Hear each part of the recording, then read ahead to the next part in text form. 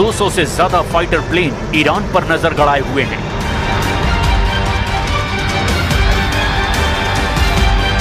पच्चीस से ज्यादा जंगी जहाज ने हॉर्मोज को घेर लिया है।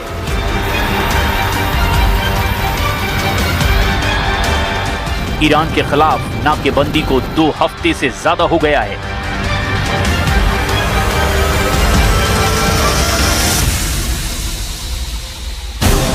ट्रंप का तूफान, बढ़ा जंग का तापमान।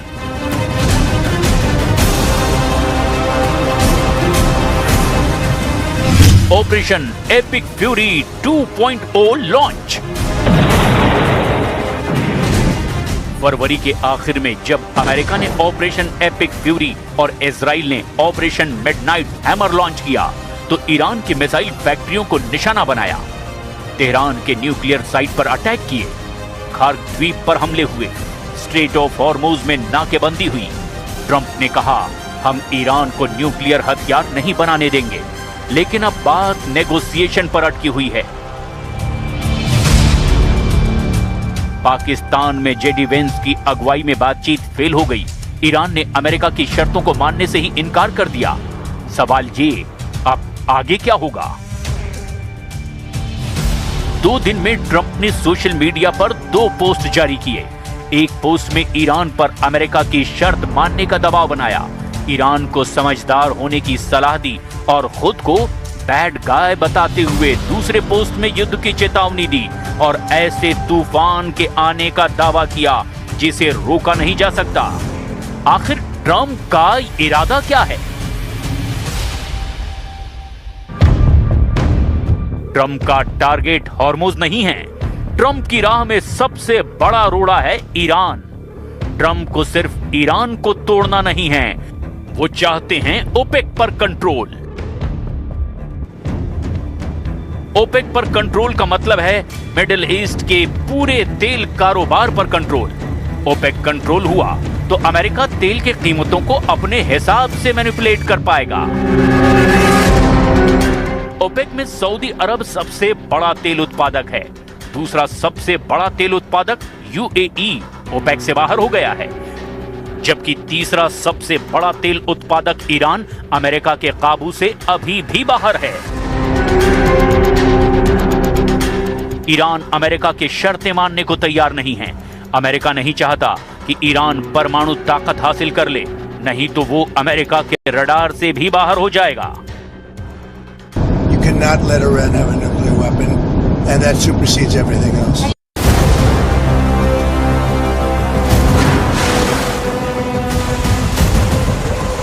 चालीस दिन की लड़ाई, तेहरान पर डील का दबाव बनाने में कामयाब नहीं होने के बाद रिपोर्ट में दावा किया गया कि अमेरिकी सेना के सेंट्रल कमांड ने ईरान के खिलाफ जंग का नया ब्लूप्रिंट तैयार किया है। अमेरिका का यह हमला कितने दिनों का होगा?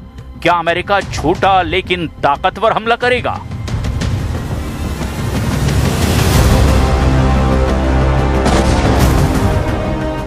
अमेरिका का मकसद ईरान को डील के लिए झुकाना है। ईरान के खिलाफ चल रही जंग को निर्णायक मोड़ देना है। अमेरिका इस बार पावर प्लांट, एनर्जी साइट और बची हुई बैलिस्टिक मिसाइल और ड्रोन साइट को निशाना बना सकता है। ईरान की न्यूक्लियर प्रोग्राम से जुड़ी हुई साइट को फिर से निशाना बना सकता है। लेकिन अमेरिका ने हमला किया तो ईरान चुप नहीं बैठेगा। वो पहले से कहीं तेज पलटवार की चेतावनी दे चुका है।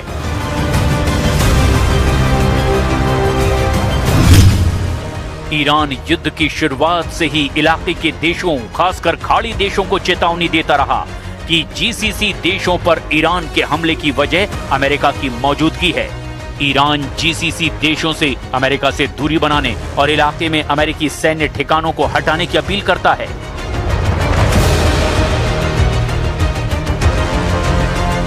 अमेरिका और ईरान में जंग का काउंटडाउन शुरू हो चुका है। अमेरिकी सेंट्रल कमांड ने ट्रंप को पूरा ब्लूप्रिंट भी दिखा दिया है, लेकिन इस बीच एक बम व्हाइट हाउस में फूटा है।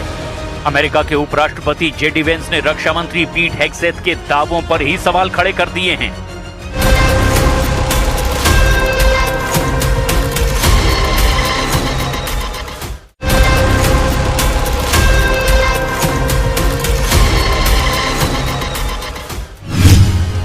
जेडी वेंस ने पूछा कि क्या ट्रंप के सामने जंग की जो सुनहरी तस्वीर पेश की जा रही है, क्या वो सचमुच हकीकत है? और क्या पेंटागन ने अमेरिकी मिसाइल भंडारों में आई भारी कमी को कम करके दिखाया है?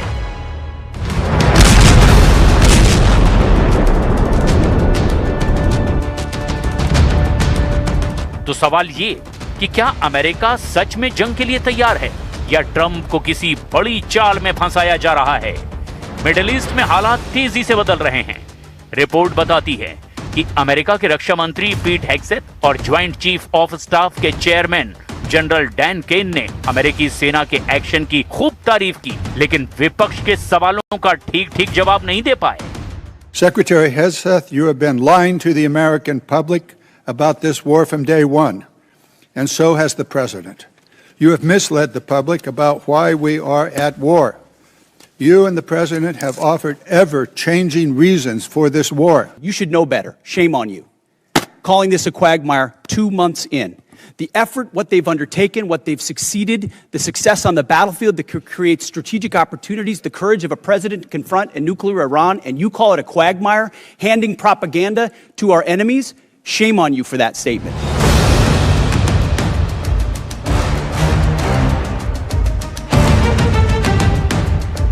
अमेरिकी सेंट्रल कमांड ईरान के खिलाफ जंग की नई तैयारी कर चुका है।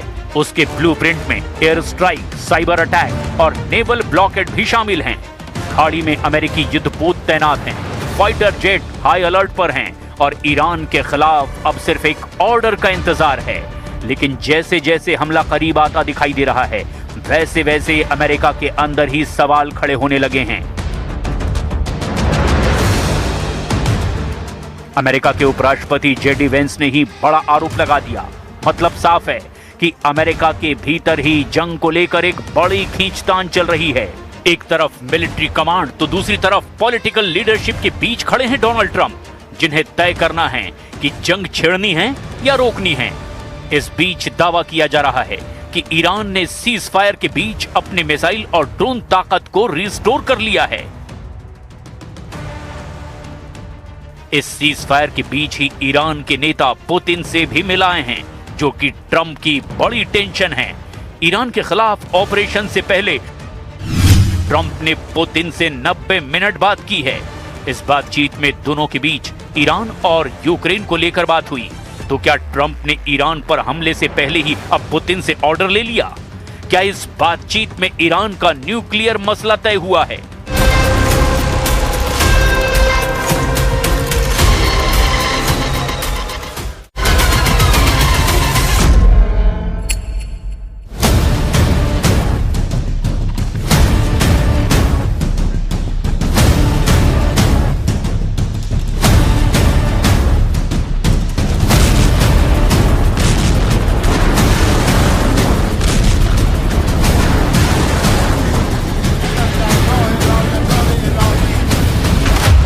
ईरान में उतरे हार्ट अटैक हथियार, तेहरान का सर्वनाश करेंगे ट्रंप। 8 अप्रैल 2026 से अब तक अमेरिका ने ईरान पर हमला नहीं किया है, लेकिन अब अमेरिका ने ईरान पर अब तक का सबसे बड़ा हमला करने का फैसला किया है। अमेरिकन सेंट्रल कमांड के chief commander admiral Brad Cooper ने ट्रंप को हमले का पूरा ब्लूप्रिंट भी दिखा दिया है। दावा तो यहां तक किया जा रहा है कि अमेरिका ईरान पर सीमित छोटा लेकिन अब तक का सबसे घातक और भीषण हमला करने जा रहा है। खबर तो यहां तक है कि 8 अप्रैल से अब तक जो सीज फायर का नाटक किया गया है, उसके पीछे अमेरिका की वो सैन्य तैयारी थी जिसे बड़ी तेजी से पूरा किया जा रहा है। अब अमेरिका और इजराइल ने ईरान में 3 मुख्य टारगेट लॉक कर दिए हैं। पहला, ईरान के वो टॉप लीडर, कमांडर और जनरल मारे जाएंगे जो अमेरिका की परमाणु शर्तों को मानने से साफ इनकार कर रहे हैं। इसके अलावा अमेरिका ईरान के करीब 3000 तेल कुओं को तबाह करके उसे पूरी तरह से तबाह कर देना चाहता है। और तीसरा सबसे जरूरी टारगेट है ईरान के वो परमाणु ठिकाने जहां अभी भी 440 से 460 किलो तक संवर्धित यूरेनियम मौजूद है। वहीं दूसरी तरफ ईरान ने दो टूक कहा है, अगर अमेरिका और इजराइल ने भूलकर भी हमला किया तो ईरान ऐसे हथियारों से हमला करेगा जो ट्रंप और नेतन्याहू के लिए किसी हार्ट अटैक से कम साबित नहीं होंगे। इस बीच सबसे चौंकाने वाली खौफनाक रिपोर्ट ये है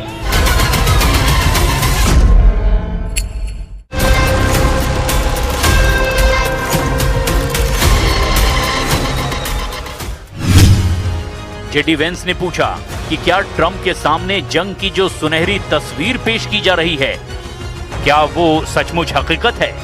और क्या पेंटागन ने अमेरिकी मिसाइल भंडारों में आई भारी कमी को कम करके दिखाया है?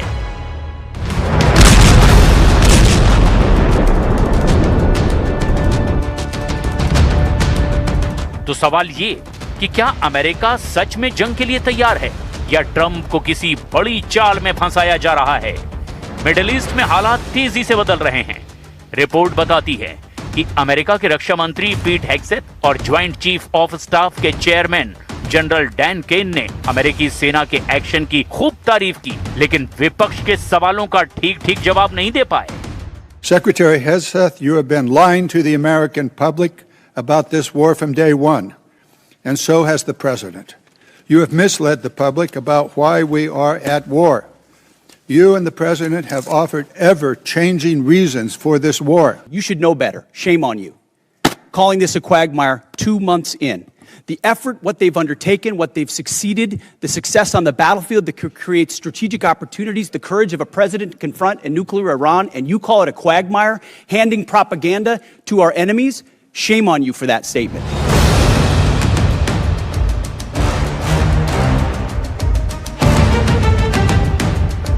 अमेरिकी सेंट्रल कमांड ईरान के खिलाफ जंग की नई तैयारी कर चुका है। उसके ब्लूप्रिंट में एयर स्ट्राइक, साइबर अटैक और नेवल ब्लॉकेड भी शामिल हैं।